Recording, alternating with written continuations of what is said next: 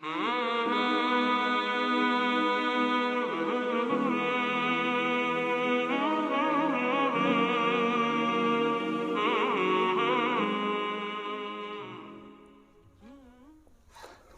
للہ رب العالمین والصلاة والسلام علی رسولہ الکریم وعلی آلہ واصحابہ اجمعین۔ السلام علیکم ورحمۃ اللہ وبرکاتہ۔ معزز ناظرین،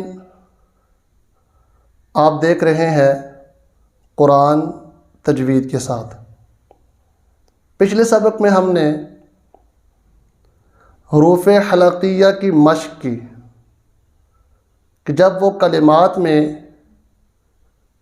آ جائیں تو ان کو ہجے کر کے کیسے پڑھیں گے اور روان کر کے کیسے پڑھیں گے۔ تو آج جو ہمارا سبق ہے وہ ہے حروف لہاتیہ۔ یہ کتنے حروف ہیں اور کہاں سے ادا ہوتے ہیں، کیسے ادا ہوتے ہیں، اور اس کے ساتھ ساتھ حرکات کی صورت میں کیسے پڑھے جاتے ہیں، اور جب یہ کسی کلمے میں آ جائیں تو ہجے کر کے کیسے پڑھے جائیں گے اور روان کر کے ان حروف کو کیسے پڑھیں گے۔ تو چلتے ہیں اپنے سبق کی طرف۔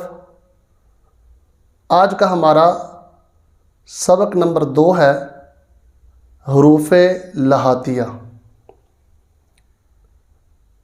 حروف لہاتیہ وہ حروف ہیں جو لحات کے قریب سے ادا ہوتے ہیں۔ لحات کیا چیز ہے؟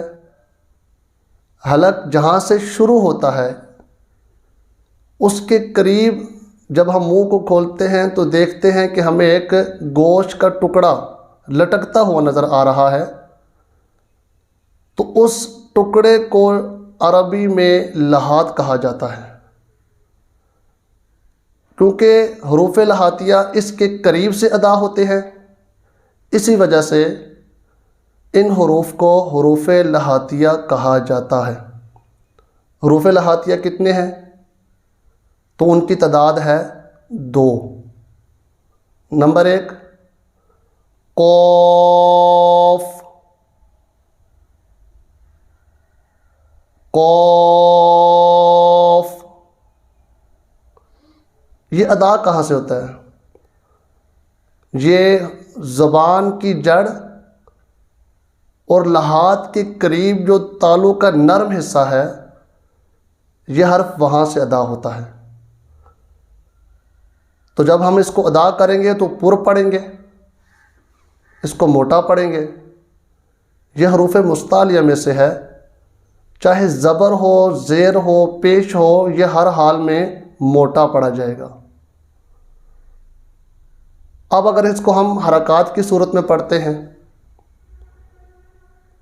زبر زیر پیش آ جائے تو کیسے پڑھا جائے گا، تو اب ہم وہ سیکھنے کی کوشش کریں گے۔ قاف زبر قا، قاف زبر قا، قاف زیر قی، قاف زیر قی، قاف پیش قو، قاف پیش قو۔ جیسا کہ ہم پچھلے سبق کے اندر پڑھ چکے ہیں کہ زبر زیر پیش کو ہم نے لمبا نہیں کرنا اور اس کو جھٹکے کے ساتھ بھی نہیں پڑھنا۔ قاف کو ہم نے پر پڑھنا ہے اور باریک پڑھنے سے بچنا ہے۔ اب لحات کے قریب سے جو دوسرا حرف ادا ہوتا ہے وہ ہے کاف۔ کاف یہ زبان کی جڑ اور لحاظ کے قریب جو تالو کا نرم حصہ تھا اس سے تھوڑا سا آگے آئیں تو تالو کا سخت حصہ ہوتا ہے. تو زبان کی جڑ تالو کے سخت حصے سے جب لگے گی تو وہاں سے کاف ادا ہوگا، باریک پڑھا جائے گا. اس کو ہم نے موٹا نہیں پڑھنا. اب اگر اس کو ہم حرکات کی صورت میں پڑھیں تو یہ کیسے پڑھا جائے گا؟ کاف زبر کا، کاف زبر کا، کاف زیر کی، کاف زیر کی، کاف پیش کو، کاف پیش کو. میں اکثر کہتا ہوں کہ ہم نے اس کو مجہول پڑھنے سے بچنا ہے، کیونکہ تجوید سیکھنے کا مقصد ہی یہی ہے کہ ہم نے مجہول نہیں پڑھنا. جیسا کہ اکثر ہم سنتے رہتے ہیں کہ زیر کو، پیش کو مجہول پڑھا جاتا ہے، کہ کو، ایسے ان الفاظ کے ساتھ. تو ہم نے اس چیز سے بچنا ہے اور معروف طریقے کے ساتھ پڑھنے کی کوشش کرنی ہے. بار بار جب ہم مشق کریں گے تو ہمیں جو ہے وہ تجوید کے مطابق پڑھنے میں آسانی ہو جائے گی. معزز ناظرین، جیسا کہ ہم نے حروف لہاتیہ کے بارے میں سیکھنے کی کوشش کی، کہاں سے ادا ہوئے یہ ہم نے آج سیکھا، اور کس کو ہم نے پر پڑھنا ہے، کس کو ہم نے باریک پڑھنا ہے، اور حرکات کی صورت میں یہ کیسے پڑھیں گے. تو اس چیز کو ہم نے آج سیکھا ہے. اب ہم ان حروف کو کلمات کی صورت میں ہجے کر کے کیسے پڑھیں گے اور روانگی کے ساتھ ان حروف کو ہم کیسے پڑھیں گے وہ سیکھنے کی کوشش کریں گے. جو پہلا حرف ہے وہ ہے قاف. اگر وہ کلمات میں آ جائے، کسی کلمے میں آ جائے، تو ہم نے اس کو ادا کیسے کرنا ہے، اس کے ہجے کیسے کرنے ہیں. کلمہ ہوتا ہے جو دو یا دو سے زیادہ حروف سے مل کر بنے. تو مشق کے اندر ہم نے ہجے سیکھنے ہیں، یعنی جوڑ کیسے کرنا ہے، اور اس کے بعد اس کو روانگی کے ساتھ کیسے پڑھنا ہے. تو جو پہلا حرف ہے اب ہم اس کو ہجوں کی صورت میں سیکھنے کی کوشش کریں گے. قاف زبر قا، را زبر را، قرا، حمزہ زبر ا، قراء. قاف کو ہم نے پر پڑھا اور یہ حروف مستعلیہ میں سے ہے. اس کو ہم باریک کسی بھی صورت میں نہیں پڑھیں گے. اب ہم چلتے ہیں کہ جب اس کے نیچے زیر آ جائے تو ہم نے اس کو کیسے ادا کرنا ہے. قاف زیر قی،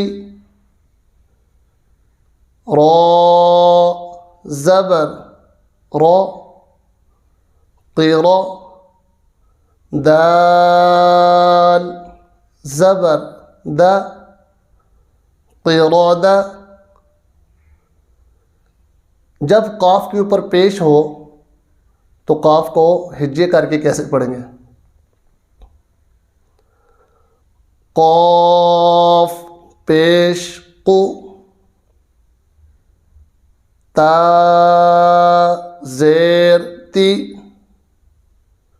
قوتی، لام زبر لا، قوتیل. حروف لہاتیہ میں جو دوسرا حرف ہے اب ہم اس کی مشق کریں گے، اور جب یہ کلمے میں آ جائے تو ہم نے اس کے ہجے کیسے کرنے ہیں اور پھر ہم نے روانگی کے ساتھ کیسے پڑھنا ہے. تو دوسرا حرف ہے وہ ہے کاف. تو ہجے ہم اس کے کیسے کریں گے کلمات میں؟ کاف زبر کا، سین زبر سا، کسا، با زبر با، کسبا. ہم نے ان کو لمبا نہیں کرنا اور جھٹکے سے بھی نہیں پڑھنا. اگر کاف کے نیچے زیر آ جائے تو ہم اس کو کلمے کی صورت میں کیسے پڑھیں گے، ہجے کیسے کریں گے اور پھر روانگی کے ساتھ کیسے پڑھیں گے؟ کاف زیر کی، با زبر با کی با، رو پیش رو کی بارو. کاف کے اوپر پیش ہو تو ہم نے کاف کو جب کسی کلمے میں آ جائے تو جوڑ کر کے کیسے پڑھنا ہے اور پھر اس کے بعد اس کے روانگی کے ساتھ کیسے پڑھنا ہے، اب ہم یہ سیکھتے ہیں. کاف پیش کو، تا زیر تی کوتی. یعنی کہ پیش کو دا کرتے وقت ہونٹوں کو مکمل گول کر لینا ہے. کوتی، با زبر با، کوتی با. قاف کو اور کاف ان دونوں کو ہم نے جب یہ کلمے میں آئیں تو ہجے کیسے کیے یہ ہم نے سیکھا. اب ان دونوں حروف کی جو مثالیں ہم نے بیان کی ہیں وہ روانگی سے پڑھنے کی کوشش کریں گے. قرأ، قرد، قتل،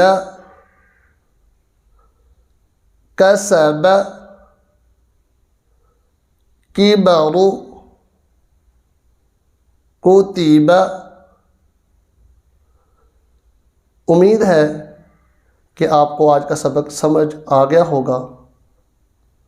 اللہ تبارک و تعالیٰ اس عمل کو ہمارے لیے نجات کا ذریعہ، بخشش کا ذریعہ بنائے.